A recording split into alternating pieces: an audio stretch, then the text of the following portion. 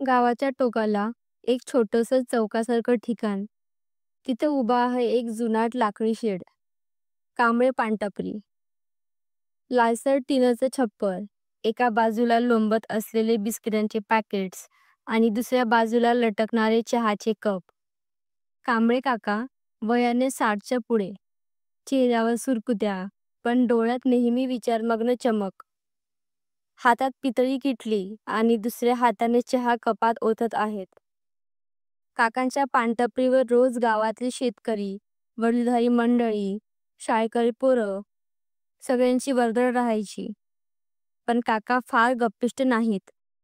नेहमी कामात व्यस्त आणि चेहऱ्यावर एक वेगळा शांतपणा. एका संध्याकाळी पाऊस हलकासा पडतोय.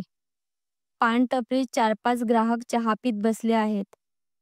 तेवढ्यात एक पांढऱ्या शर्ट पॅन्ट मधला चष्मा लावलेला माणूस धावत येतो. तो आहे गणेश. गणेश हसतं. "अरे कांबळे, अजून तुझा हिशोब चुकला नाही वाटतं." कांबळे भुवया उंचवतात. "कुठला हिशोब रे? तुझं बोलणं समजलं नाही." गणेश थोडा गंभीर होत. "लक्षात आहे का? 10वीला शिकत असताना मी तुझ्याकडून 50 रुपये घेतले होते. ते अजून परत केले नाहीत." कांबळे हसत चहा होतात. "अरे वेड्या, इतक्या छोट्या गोष्टीचा हिशोब कोण ठेवतो?" गणेशच्या डोळ्यात पाणी येतं. "छोटा तुझ्यासाठी, पण माझ्यासाठी मोठा. त्या पैशांनी मी फॉर्म भरला, परीक्षा दिली आणि पुढे शिकायला गेलो. आज मी जे काही आहे त्यात त्या 50 रुपयांचा वाटा आहे." ग्राहक सगळं ऐकून शांत होतात.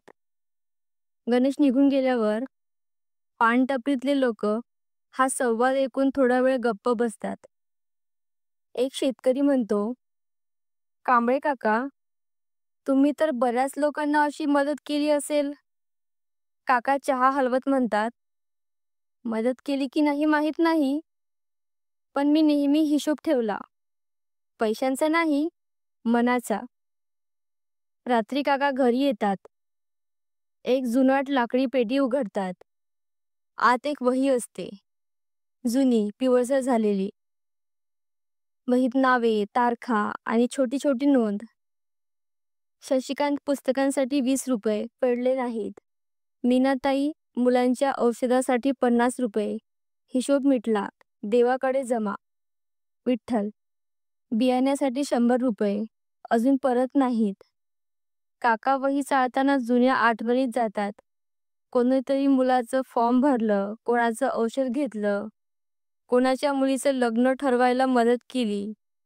ही वही त्यांच्यासाठी हिशोबाची होती, पण पैशांचा नव्हे, उपकारांचा आणि माणुसकीचा. एक मध्यमवयीन माणूस काकांच्या पानटपरीवर येऊन 100 रुपये ठेवतो.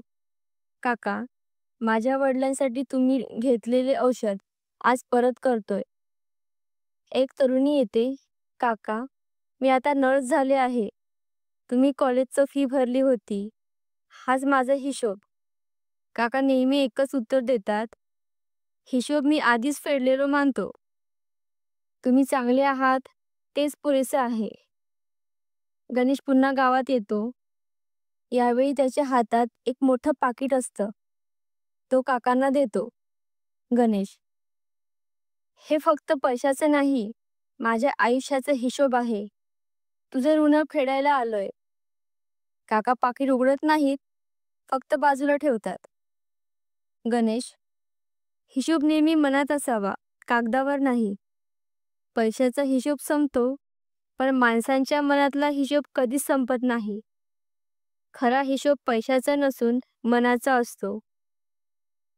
पैसा परत येतो, पण माणुसकीचं ऋण आयुष्यभर फेडावं लागतं." धन्यवाद.